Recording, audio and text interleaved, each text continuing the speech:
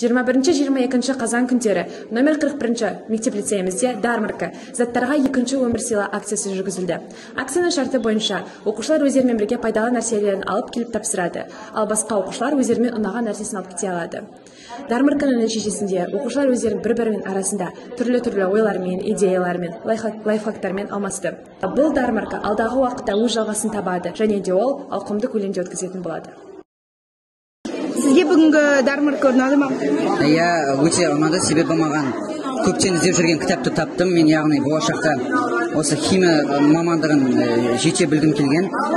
Сол үшін осы кітапты маған оқушылар тапсырып, мен оған орнына басқа зат тапсырып, осы кітапты таптым осы Дармаркадан. Ұнап жатыр, иә.